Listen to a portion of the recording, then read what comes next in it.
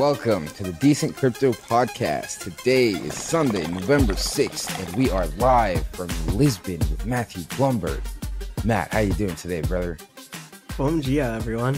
Wow, that's a new one. I had no idea. So that's just hello? Bom dia is good morning. GM. Instead of GM, you say BD. BD, okay. Bom dia, nice. bom dia, everyone. All right, I like that. So boy, the energy is high here in Lisbon, I'll tell you. It was it was ETH Lisbon, then it was Web Summit, which was disgusting, and just like a lot of Web 2. Matt, you're killing all of our sponsorship deals, potential sponsorship deals. And now it's Solana Breakpoint. And I thought Web Summit was just like the reason I say it's disgusting is they took over the city. It was 70,000 people came for this thing, right? That's a lot of people. It's a lot of people, and the most disgusting part is people keep forgetting to take their like lanyards off when they leave the Web Summit, and so you just have people walking around with lanyards that have their name and company on them. It's like LinkedIn, in real life. But the Solana thing, yeah, go ahead. Well, the Solana Summit or the Solana Breakpoint is slightly different.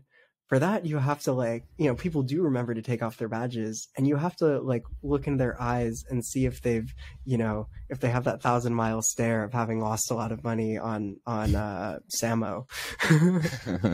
Whoa. I feel attacked.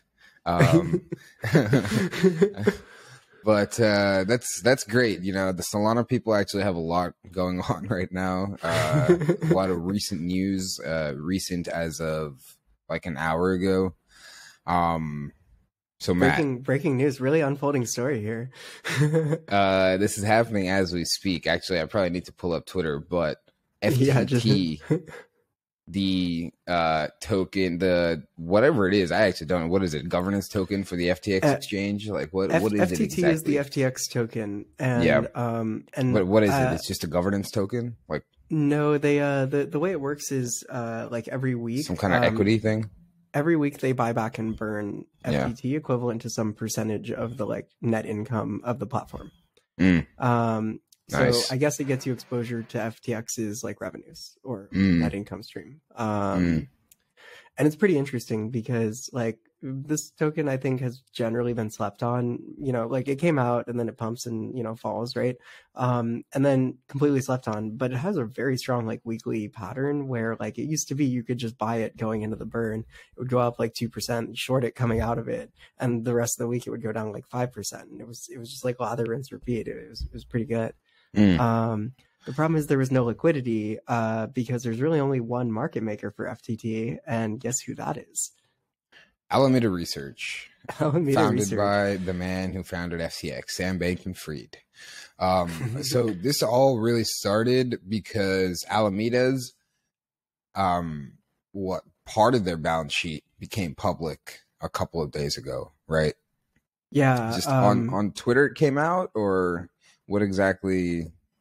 It looks like it was leaked to somewhere and then circulated by CoinDesk and kind of obviously blew up on Twitter. It's kind of strange because it does when you look at the leak, it the only version that I've seen looks like it was typed up in an Apple Notes app, but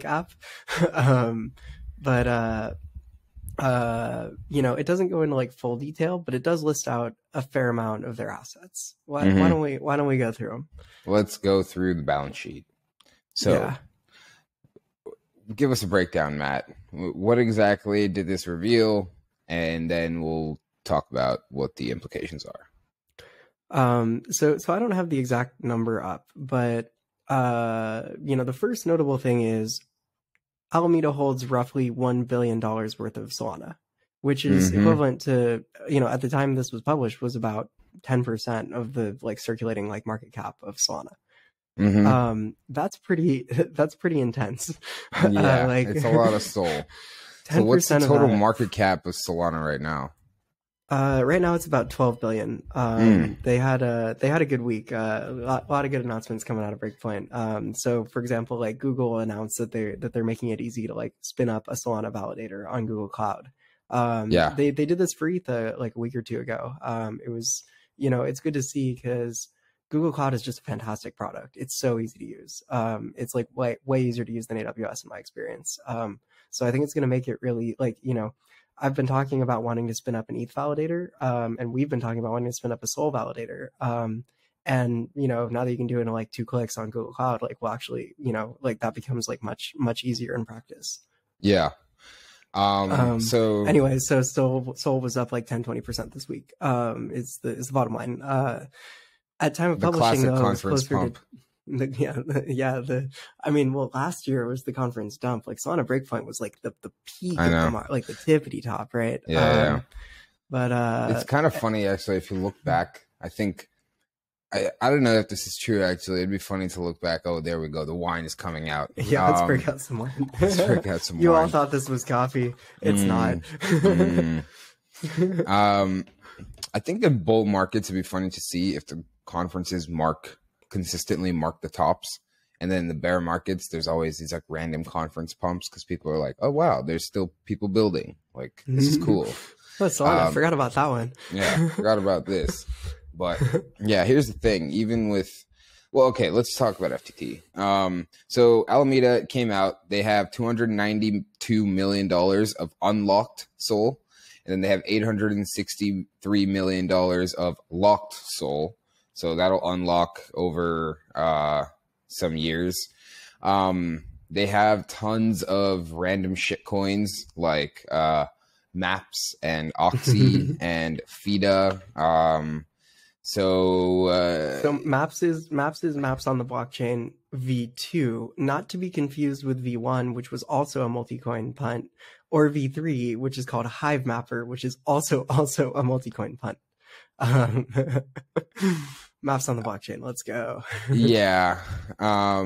So this all happened like a couple of days ago. And people like were kind of freaking out. So I think the notable things here, right? First is the like huge amount of SOL on the balance sheet, right? It's like if you needed to liquidate that for some reason, it would be very difficult to pump or to dump 10% of circulating market cap onto the like open market or really any OTC trade. Like who has $1 billion worth, you know, of fiat or whatever lying around that they're willing to take your SOL for. Second is really FTT, and that's really where the story has been evolving, right? So FTT, this FTX linked token, I want to say it was close to like 80 or 90% of FTT's market cap is held by Alameda, allegedly, right? I think a fair amount of it is being borrowed against. Yeah, they also so on this balance sheet, yeah, it came out. They also have like over $8 billion in liabilities. It's like basically all of that is loans. Almost all of that is loans. How much do they have in total assets? Like 14 billion, about 14 billion. Hey, that's pretty good, man. More assets than liabilities. Hey, yeah, in this space, that is a pretty remarkable feat. So bravo. That's what we call solvency. So I was going to say the caveat there is that basically all of the assets are assets of the token that, you know, this guy created. That's, you know, it's the exchange token. So, yeah, that's a little concerning, but I mean, if you look at this, like FTX is a very strong business, just, you know, overall, it's a very strong business. It's a private business, so we don't know all of its financials, but it's a good business from what I understand. And I mean, the exchange business in crypto is just a great business, right? Because with volatility comes volumes. And right now, it's a great business for sure. Yeah. I mean, yeah, it's tricky, right? Because it's highly cyclical. And it's definitely, like, as we've seen, like, easier to be a private company in this space than it is to be public, right? Because as a public company, you're just dealing with this additional headache of like having all of your financials publicly visible. And then if there's some kind of like cyclical downturn in volumes, you know, you face a lot of like questioning from investors. Whereas like if you're a private company and you're well enough capitalized, like you don't have to worry about that. You know, like you're not getting marked to market every second. So, you know, you'd think like FTT, it's the exchange token, attached to a relatively healthy business. FTX's market share pretty decent, right? But not as big as Binance. Okay, so was there anything else that really got revealed? It was basically just, the balance sheet came out a couple days ago. People were all up in arms. They're like, wow, I don't know why people were, if it was just this, right? Would people be super like surprised or upset, do you think?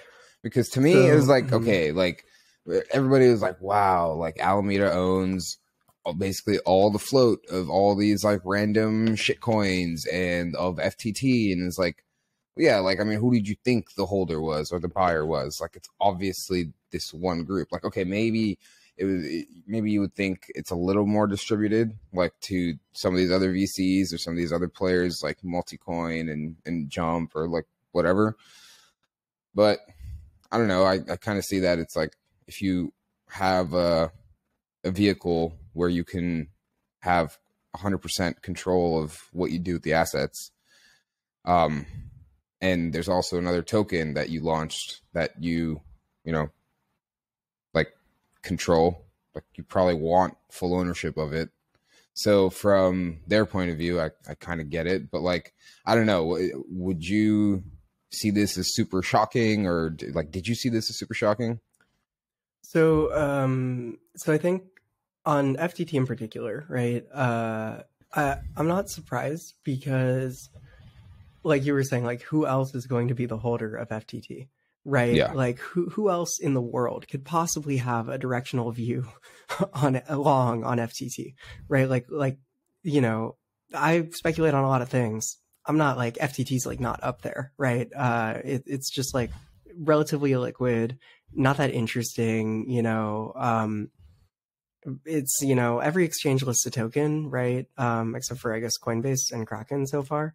But a lot of the like smaller players like BNB, or BNB is large now, but BNB launched one, right? Like Huobi has one, like all of these, who's the Leo token? Bitfinex. Like a lot of exchanges have tokens. They don't really pump, they don't really dump either, probably because their holder base is not super diversified, right? Yeah. So I'm not surprised on that. What I found interesting though is that like tokens like Maps, right? Like I never knew anyone that had heard of Maps prior to this, right? Like I traded Maps because I was kind of deep in the like Solana shitcoin game like this past winter. Or not shitcoin, but like illiquid token, right? We can call them shitcoins, Matt. This is a safe space. Well, some of them were shitcoins. Some of them were things like Samo, where it's really community led, right? It's all about the community. It's okay. I don't think Pete listens to this. This is also a safe space. Pete, if you're listening, call us. We'll dial you in right the fuck now. Yeah, we will call you right now. We're not bluffing.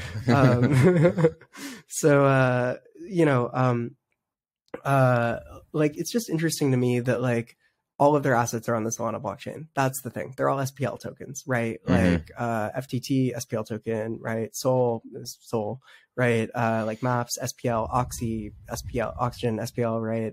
Vita, SPL.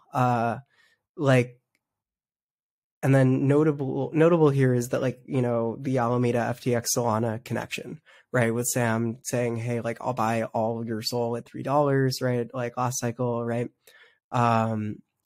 And what's interesting is that it kind of looks like, if you look at the chart, Sol and FTT have effectively both had infinite bids at about $30, which is kind of interesting, right? I mean, until recently. And so the question is, who's placing those bids, right? Maybe Alameda. So the whole thing just has this weird Solana exclusive feel to it, right? Where like some people are just deep in on certain ecosystems, right? I know people that are deep in on Algorand, right? Like I'm not. I know people that will only ever touch ETH. I know people that will only ever touch Solana. It feels like Alameda is that. You got to think it's partially because as a market maker, like having a more efficient, like lower gas chain is naturally where you're going to gravitate toward as someone that's like got to execute like a lot of logic pretty frequently.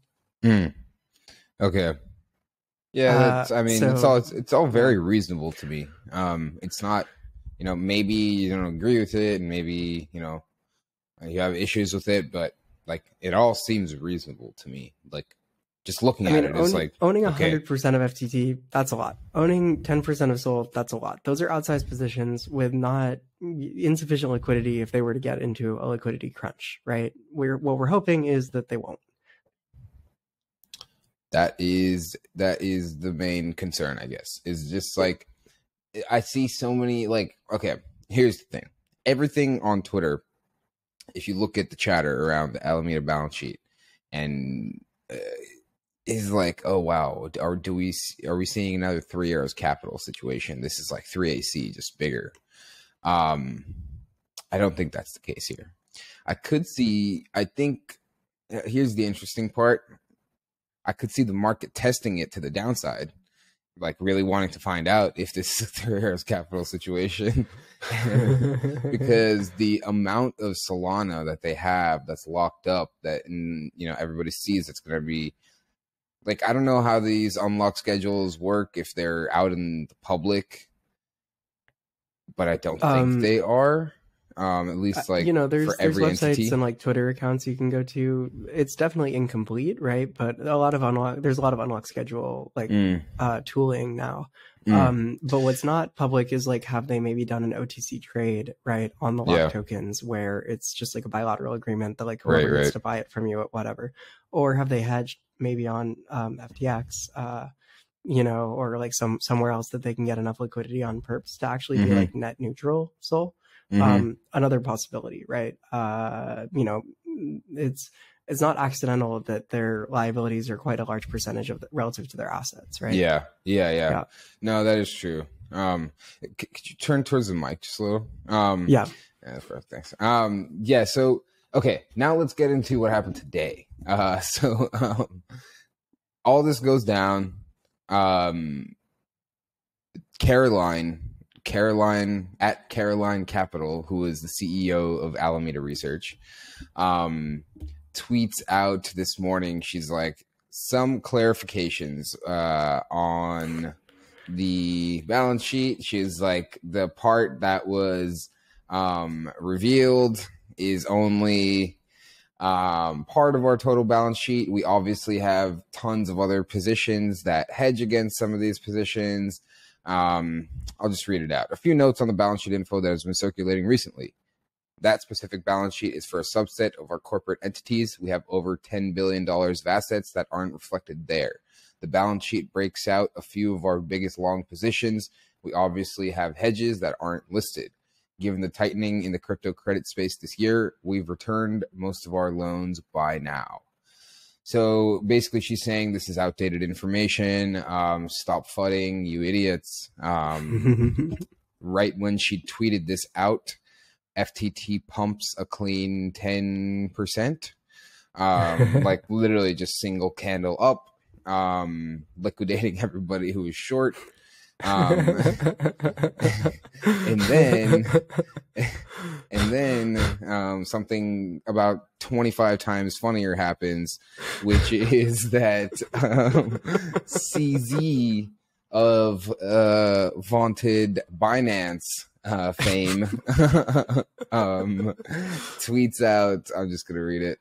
As part of Binance's exit from FTX equity last year, Binance received roughly $2.1 billion USD equivalent in cash, BUSD, and FTT. Due to recent revelations that have come to light, we have decided to liquidate any remaining FTT on our books. This is the best part. It's just, obviously he does a thread. 2, we will try to do so in a way that minimizes market impact. Due to market conditions and limited liquidity, we expect this will take a few months to complete. Nice little jab. Binance always encourages collaboration between industry players. Regarding any speculation as to what, this is literally the same tweet thread at the same time. So nobody has had the time to like read his previous tweets. So there's not been any speculation as of yet. So he's literally just addressing speculation that doesn't exist. Binance always encourages collaboration between industry players. Regarding any speculation as to whether this is a move against a competitor, it is not. Our industry is in its nascency, and every time a project publicly fails, it hurts every user and every platform. Yeah, nice. Wow, jump straight to fails. Hold on, dude. It gets a million times worse. Number 4, we typically hold tokens for the long term, and we have held on to this token for too long. We stay transparent with our actions. Oh man, dude, just an absolute gut shot from a dude just putting his balls on the table. You love to see it. And then Caroline comes back, replies, oh, this is actually amazing. She didn't tweet directly. She didn't like reply to his tweet. She just made a new tweet at CZ Binance, but it only shows up in her replies because she tweeted at CZ Binance. If you're looking to minimize the market impact on your FTT sales, Alameda will happily buy it all from you today at $22, which is what it's trading at right now. So this is, I think, her version of, yeah, sell me all you want and fuck CZ off. tweets and it dumps, right? Oh yeah, it basically reversed all of her price action previously. Yeah, like she tweeted and it was like going up over the span of like, you know, an hour maybe, and with like a couple of like fat green candles. Yeah. And then CZ tweets and it plummets. Yeah, it just completely nukes immediately. Yeah. And then she tweets again. And then her second tweet didn't do that much though. Really? It's just sitting around 22, 23-ish. Yeah. Wow. Interesting drama. You gotta love crypto Twitter. This is why none of us can leave, dude. This is why we started a podcast literally just about crypto Twitter. Yeah, I mean, that was the original incarnation of this, was like to do a podcast about crypto Twitter. It wasn't even about crypto, it was about crypto Twitter. I forgot about that. Okay, so Binance now has, I think it came out that they have about 500 million of the 2.1 billion listed. I think they have about 500 million of the FTT token that they are going to be selling. So, yeah, I don't know. I'm super curious to see what happens. Like if they make this OTC deal, that would be just incredible. But this is, I don't think that's what this is about. I think this is literally just about a statement of going to battle. Yeah, I mean, I saw a tweet that I kind of liked, which was if SBF and CZ go to war, this is bad for all of us, right? Probably. And yeah, it's gotta be. SBF down bad, man. Like, did you catch the debate with him and Eric Voorhees? Yeah, I mean, his whole thing about the like regulatory like framework, I mean, even if you agree with it, he just did not come across well in that whole debacle. Yeah. What stood out to you? It almost felt staged, right? Like, I don't know. That like, specific talk, or just this whole... His actions around this regulatory thing in general have felt, they've just overall felt like not the product of this man, right? It doesn't feel... Okay, conspiracy of the week. SBF is dead. or he's kidnapped, or he's hiding away, right? I was gonna say he's an agent. He's an intelligence operation. You think he was covert this entire time? Yeah, dude. Like, think about it. If you're just looking at it from a complete outside perspective, like, oh, I'm coming into this industry, I want to make as much money as possible so I can give it all away. Okay. Who's going to question those intentions? Comes in, just seemingly gets infinitely rich, like overnight, right? It's like, where did all this fucking money coming from? Like, parents are professors, like, interesting. Then it's like, oh, his company just becomes number one in the space, or like close to number one in the space, again, seemingly overnight. Like, how did that happen? We got partnerships with everybody all across the world. How did that happen? It's pretty Illuminati, you know? It's pretty Illuminati. And then he's coming in and he's like, as this whole industry is blowing up, he's coming in, still has an infinite bankroll, it seems, to like bail a bunch of players out, buy a bunch of players that are gonna fail. Oh, yeah, that's right. Dude, the Voyager thing went through. Yeah. Yeah. And it's like, wow, like everybody's failing, all these tokens are down bad, and they just got infinite cash sitting there. It's like, where's this money coming from? And now it's like, putting out this whole, now the game is kind of unveiling. It's like, now that we've cornered the market, now that we've got our seat at the table, we need to crowd out everybody else. Like, you know, if you're writing stories, it's a pretty good story. Yeah, it is a good story. I just wonder if it's like too soon for the big reveal. The big reveal, you know what I mean? Like, this was quite a, like, if I were writing the story, I would have had like a few more questionably evil things along the way. This is my take on. Let's give SBF some advice. Right? Let's bring him in. SBF, here's how you make a real evil villain plot line. First, you need to buy a media outlet. Arguably, the Decent Crypto Podcast Network. I mean, we're not for sale, but that would be a great idea. I don't know, like throw at least like 1 to 5 billion at a media enterprise, you know? Yeah, like, yeah, but we're not going to accept FTT. Definitely not for sale. Right? Yeah, definitely not accepting FTT. Maybe Locked Soul. yeah, we take Locked Soul.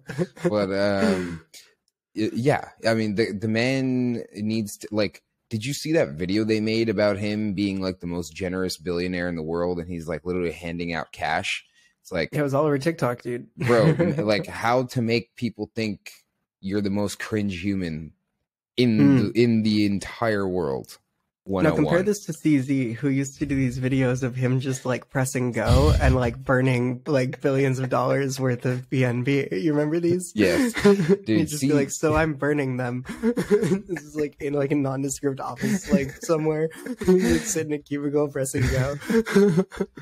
Dude, CZ is next level. I think people really sleep on what a Giga Chad CZ is. And was back in the last cycle. Now he's like kind of become quieter.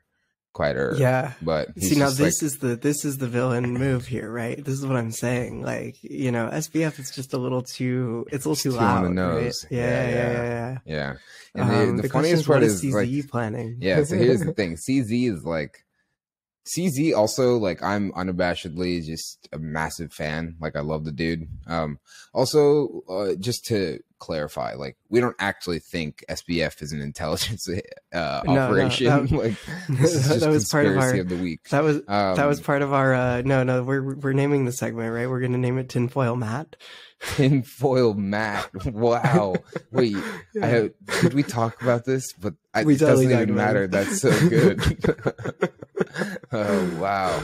Breaking more news on the Decent Crypto Podcast. Dude, we got segments. We got name. Segments all Tinfoil over. Matt. Oh, wow. Yo, I'm definitely going to make a nice little image of you just like sitting there, like on this chair, and then with a little tinfoil hat. Oh, that's going to be so good. Okay. So CZ, yeah. What he is spoke at Web Summit actually recently. Was he apparently, there? Yeah, I missed him, but apparently he's just super fucking smart. Just like really good orator now. I guess really? He's been working on public speaking. Yeah, like apparently he's just captivating to listen to. I always thought he was pretty good, but I haven't seen or heard him recently. Yeah. It's bullish, man. I mean, you know, people at Polygon talk a lot about Polygon being number 3. But I also think that this stems from, like, as an American, you're like, oh, don't get me wrong, like, I'm bullish Polygon, right? But I'm not short. I have locked Matic. Hit me up, Alameda. Oh man. No. So it's okay, Matt. We'll cut that segment out if you want. Nah, it's cool. Like nobody's listening. We have one listener. I mean, we're 33 minutes into the podcast. If anybody made it this far, they're definitely not, you know what I mean? It's true. They're like our super fan. Yeah. The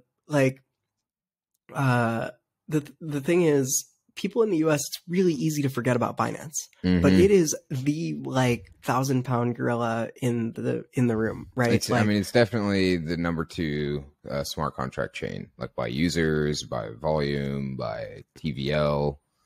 Yep. Is it the biggest exchange by volume? Probably. The exchange on almost every for pair. Sure. I'm saying even the chain. The chain itself, right? Yeah. I mean, it's like, it's easy to forget that BNB chain even exists as an American is what I'm getting at. That's right? the thing. We never hear about it, never come across it, but the user base is massive. And I don't know if these are real users, fake users. Like as somebody sitting here, like I just genuinely never come across it, never use it ever. Yeah, I mean, okay, say there's another chain. Okay, Algorand, right? Mm-hmm. Okay, this is actually a great example. What is the DEX called on Algorand? I feel like I knew this at some point in the bull market. I have no idea. Okay, yeah, I also don't know. What's the DEX called on Binance chain? Pancake swap. Yeah, exactly. Like it's so like we know about it, right? Like because it's everywhere. It is. You know, it permeates. Even though we've never used Binance chain, right? Yeah. Like we've also never used Algorand, but we still know a lot about, you know, like it's Binance just permeates, right? It's much bigger than I think people give it credit for. Considering that like it's something that like we've never interacted with, the fact that we know the name of the DEX is insane. Yeah, apparently it's also a very innovative DEX. Apparently they do a lot of cool tech stuff. But yeah, anyways, Binance is massive. Binance is gigantic. This is another thing that I've been saying for a while, and I'm just gonna keep putting out. But CZ definitely gonna be I don't know, building a country pretty soon. That's my guess on how things go for Binance. He's probably like, first of all, he doesn't have a jurisdiction that he lives in or operates out of. Anyways, I think like the latest was they're just like kind of based in Dubai now. Dubai He's probably the wealthiest human in the world. Probably. Well, I mean, once you start thinking about like secret wealth, right? Exactly. It's really hard to say. Right? You know, the thing that I always come back to in wealth is just custody. It's like at the top levels of wealth, it's like somebody like Elon, right? The listed most like richest man in the world, right? It's like everything is tied up in stock, and you know, like for him to actually have like the liquidity, like that much, you know, like wealth, like what is even that liquid? Like who knows? But yeah, it's very tough for him to access all of those assets, right? He can take loans against them. He can take dollar loans against them, and then have liquidity that way. But then that's a whole other thing. Then he's tied up in the legal system, whatever. Like CZ straight up, just like I think has more access to probably has more liquid assets to control more wealth than yeah. I mean, there's a question of liquidity as well, right? But you know, this man runs an exchange, right? Yeah, exactly. You better believe he's thinking about liquidity. Yeah, I was gonna say either him or Jerome Powell in that case. You know, I mean, he truly owns the private keys to the. Yeah, that's a good point. Yeah. Pretty insane time to be alive, man. It's beautiful, man. I'm so fucking grateful to be living in the time that I am, in the like working in the space that I am. Like there's never a dull moment. Like so much fucking entertainment. Yeah. What a gift. Yeah, straight up. What a gift. What a blessed Sunday morning. Well, anything Matt, else to cover on Alameda, FTX, SBF, CZ? What do you think? There's so many letters. FTT. Can I say FTT? No, you said FTX. Yeah. Yeah. So I think this is the beginning of a long and drawn out, ugly. Oh, let's fucking hope not. Battle. Oh my god. Please. Personally, dude, I think that's how it's gonna go. But if Alameda has a wait, okay, I have one thing. I heard that MIM, like a huge amount of the underlying collateral, is actually FTT. What the fuck? That's so random. Isn't that weird? That's so random. Yeah. Interesting. I could totally see Alameda. I could see Alameda being degen boxing. Yeah, wait, don't you think yeah, okay, here's another good conspiracy. Like, what if Daniele, right? Daniele Sesta works at Alameda. I was saying, like, true conspiracy, Daniele and Sam are both intelligence setups. You know, both just in on this, like, where did Daniele go? You know, the whole thing blew up or whatever happened. He's just gone. It all adds up. Andre's back. He's not back. Yeah. Let's move on. Let's move on to America's favorite segment. It's time, Matt. America's favorite segment, the FOMO of the week. We both had some FOMO this week. You want to go first? I'll drink to that, man. Mm-hmm. Oh, straight from the bottle. Oh, baby. Wow. All right, man. Dogecoin, man. Dogecoin is back. Wow. Who knew, dude? Elon charging everybody $8 a month to get blue checks sends Dogecoin up like 20% on the week or whatever. So it's up 100% over the last 14 days, man. This is the dumbest thing. Which is why it happened. Yeah, exactly. Doge, it's like, I'm kind of understanding how to trade Doge now. It's like when things are moving into the 40 IQ range, that's when Doge starts to shine. It's like, okay, now like we can pick this up again. Yeah, I mean, last time Doge pumped, I actually caught it, right? It was when Doge Chain came around, and it was like I saw a tweet that was like, the on-chain casino season 3 is coming soon. And I was like, oh, I get this. Yeah. It's Doge season. There's nothing any of us can do about it. I don't like it any more than you do. Doge pumped 100% over the last 14 days. Yeah, that's so aggressive, dude. But I do think we should touch on Elon buying Twitter, just real quick. Okay, what's your hot take? I fucking love this $8 meme. Yeah, like, this is one of the funniest things I've ever seen. Is it a meme? Where like, I thought it was just a reality. No, it's one man's tweet thread. If you go into Elon's like Twitter replies, yeah, it's hilarious. Like, people will be like, the platform, and it's always like politicians or like thought leaders or whoever, and they're like, the platform of the future, something about free speech, blah blah blah, and he's just like $8. He just responds $8 to all of them. It's so funny. That's funny. Yeah. Anything else on Doge? I mean, look, like, Doge, the thing is, interestingly, every time Doge pumps on an Elon anything, it always just goes back to like whatever reference price. So like for a little while, the reference price was 20 cents. And it was like every time Elon mentioned Doge, it would go from wherever it was to 20 cents. Now it's wherever it was to 12.8 cents. It just is what it is, right? Like, and you know exactly where the range is going to be. I think it's like 12.5. Wow. Yeah. I don't know. The problem with the Elon Doge pumps is like, we all saw him like go on SNL at the top, right? Not great. Not great. You know, it's never going to pump 1,000%. Well, never say never. Not financial advice.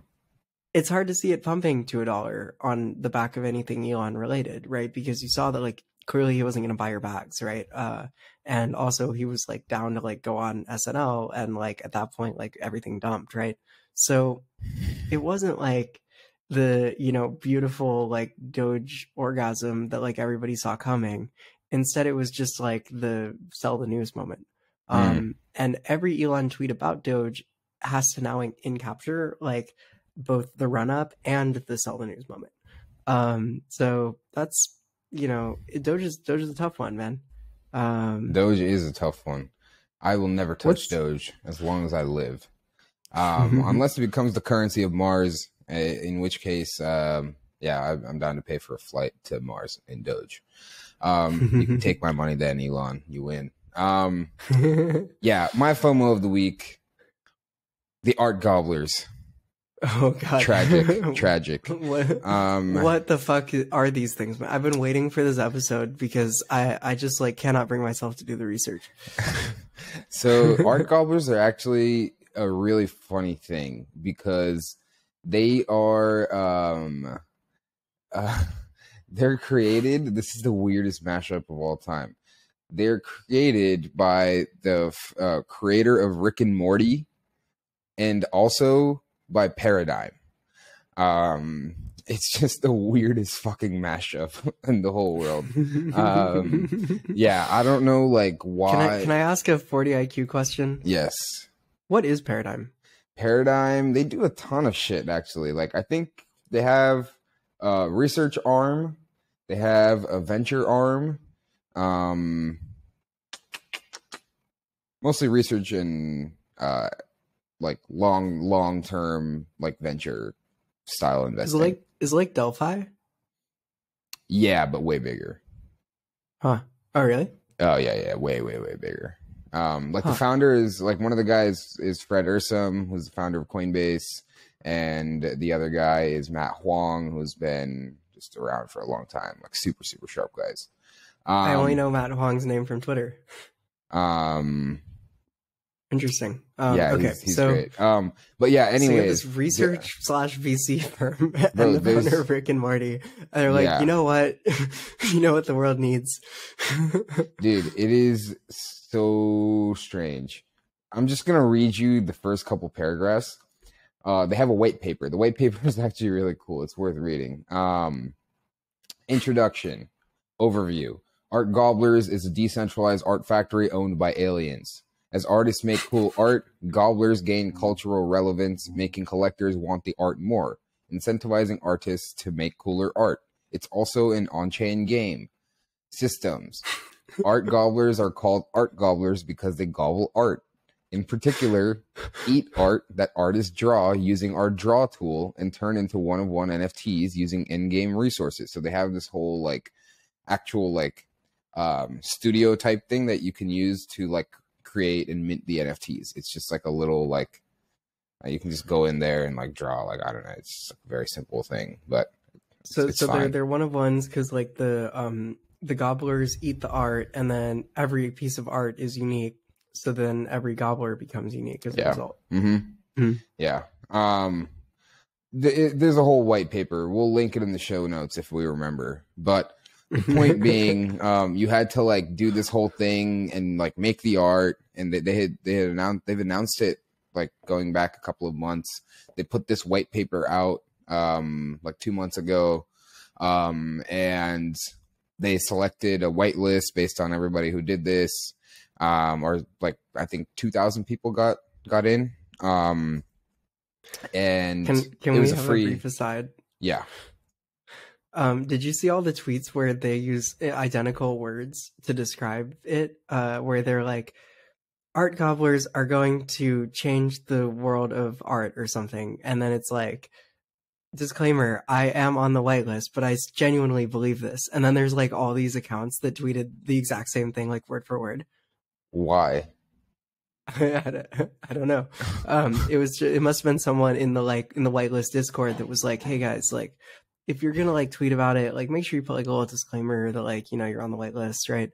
And so maybe something like disclaimer, maybe something like art gobblers are gonna change the world of art, but like, that's so funny. Disclaimer, I'm on the whitelist. Guys, just make sure you have the disclaimer. Yeah. There were like 4 or 5 accounts that tweeted the same thing word for word. It was hysterical. Yeah. And they pumped free mint, and they pumped like super hard, right? Yeah, they pumped super hard. Free mint, there's like 2,000 of them, around 2021. I don't know, around 2,000. Yeah, right now floor price is 6.9 ETH. Classic. Oh, they dumped. Holy shit. Oh yeah, they were at like 13 or something, right? Whoa. But they got gobbled. They got gobbled. Alongside the gobblers, there is also a token. The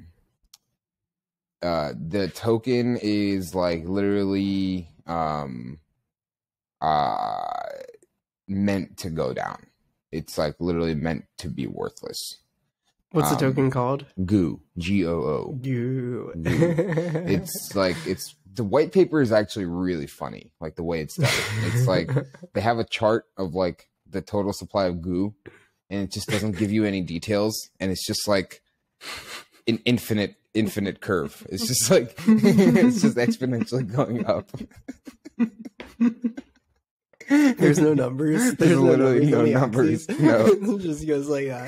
There's no titles on the axes, and there's no numbers. It just says total supply of goo over time. It's just an exponential curve up. It's a very Rick and Morty white paper. That's why I love the collab. Hilarious. Yeah. Yeah, we should do a deep dive on the white paper, on the Gobblers white paper. It'd be hilarious. I'm fucking down. Why not? So that's my FOMO of the week, the Art Gobblers. I'm, knowing me, definitely gonna try and catch the train on this and like mid curve the shit and like buy some goo and like try and time it, you know? Instead of the gobbler. But you know, that's Classic. for another day. I'm gonna mid curve it. I'm gonna buy one gobbler, but not two. Yeah. And then I'm gonna feel like I can't sell it, you know, and then it's gonna go down to zero. Like it's gonna pump, and I'll be like, oh, I should sell it. Oh, but then I'm leaving the art gobbler community, and then I'm just gonna go to zero. That's a classic story. Yeah. So the Art Gobblers, my FOMO of the week. Okay, fair enough. Yeah. All right, Matt. It's time for our newest segment. Oh, I'm so excited for this one, man. Matt, I hate crypto. It's time. I hate crypto. Tell us, brother, why do you hate crypto? Oh, man. What's gotten you going this week? There's so much material this week. Look, I hate crypto because of the fucking Reddit NFTs. Tell us more. What the fuck? Okay, there's so much fucking psyops going on here. Okay, so I'm gonna start with the most Matt comment you could possibly make about this. It's not my biggest. It's my personal biggest concern, but I don't think the audience cares. Read the fucking stats around the Reddit NFTs and like tell me they make any fucking sense to you. Okay, there are like 60,000 Reddit NFTs. Okay. But apparently they've touched or there's been involvement of 3 million wallets. That implies that on average, there's been something like, I think 30 trades, like each NFT has touched 30 wallets on average. Yeah. What the fuck? That makes very little sense, right? Well, who's buying this shit? Like there isn't even enough wash trading to like the Tide Corporation couldn't create that much wash trading. If you go on chain, there's no fucking way that each wallet has or each NFT has on average touched 30 wallets. That's my primary issue here, is that like we're just saying words now, right? So you think the data is off or what? I don't know what the fuck's going on, man. I just think that like these are buzz numbers, right? And either the data's off or like the claim is like maybe Reddit has 3 million users and they're like, look, we made an Ethereum wallet for each or a Polygon wallet for each of them, right? I was talking to a guy the other day who he's making an app, right? And his app is it's actually like a great idea. It's supposed to help you keep track of who you meet at like networking events. And like that way, and you give here, is it called LinkedIn? He prints out like a little photo. Yeah, it's LinkedIn. And this is like a nice gimmick. Yeah, it's called LinkedIn. The idea is it tells you like who you met and where, right? It keeps track of their name, where you met them, and then like you take a little selfie, right? The UX could be better, but I'm actually super pulled up on the concept. The problem was that he said something that like really weirded me out, which is and each user gets an Ethereum wallet.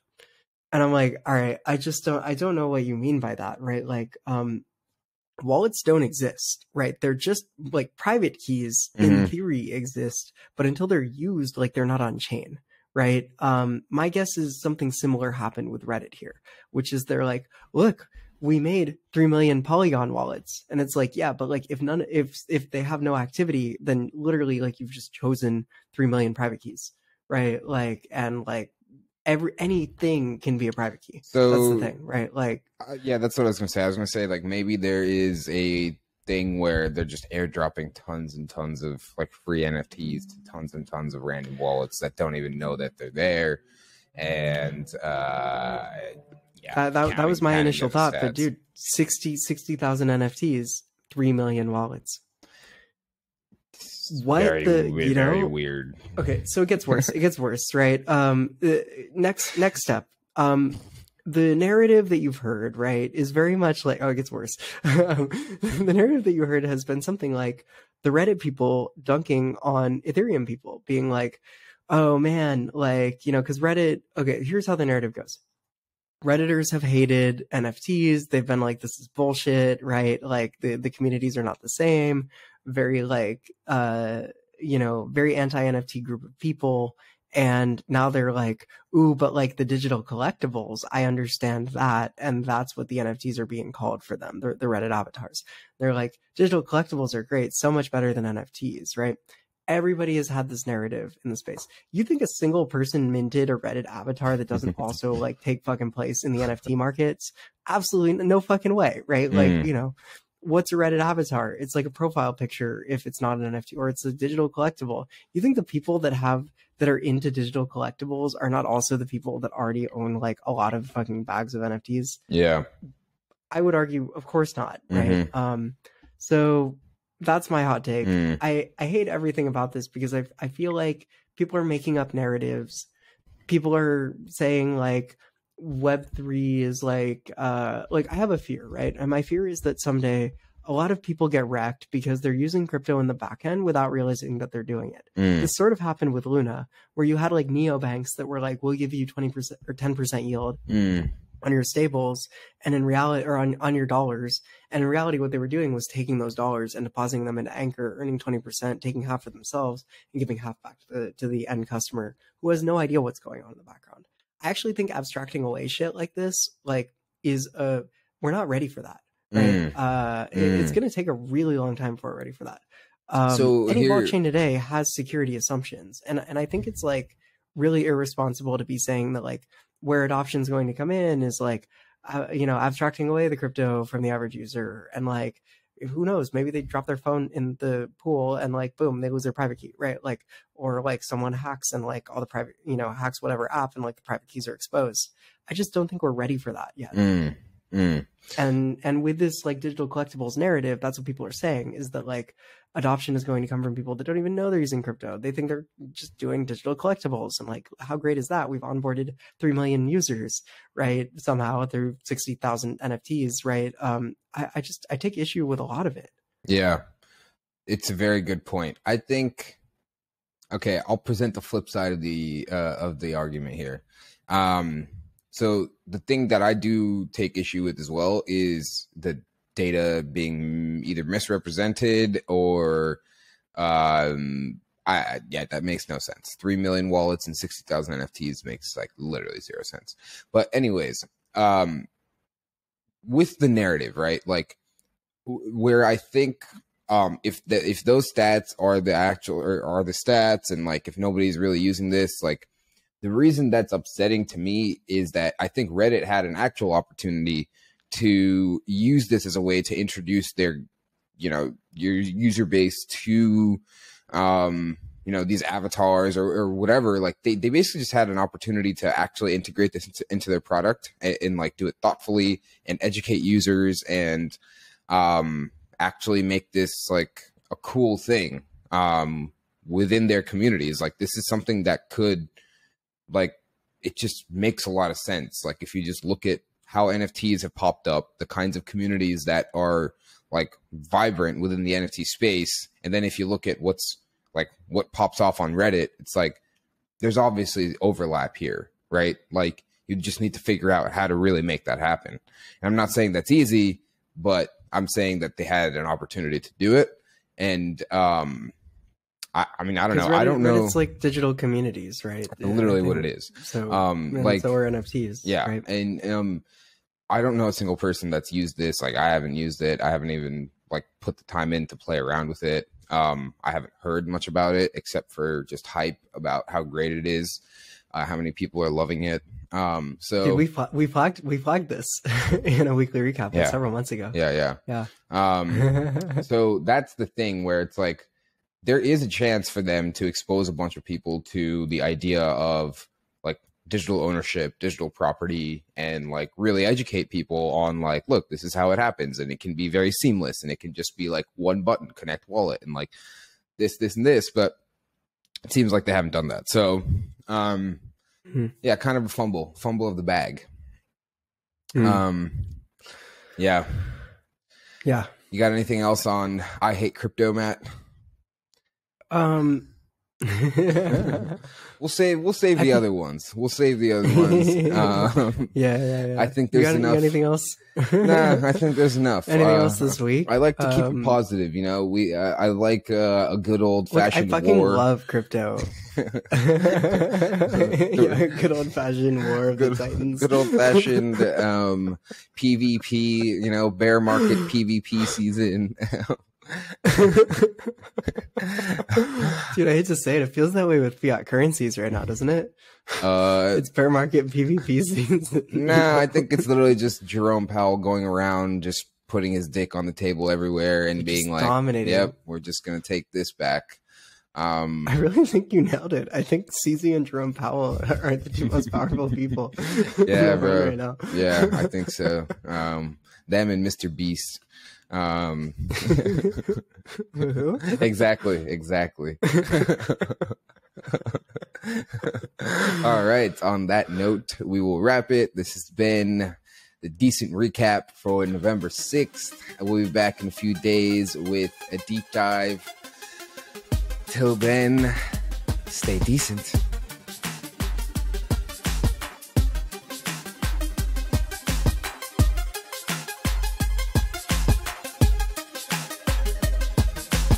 None of this was financial advice, legal advice, investment advice, or any other kind of advice. If you're looking for advice, you are definitely in the wrong place. Until next time, stay decent.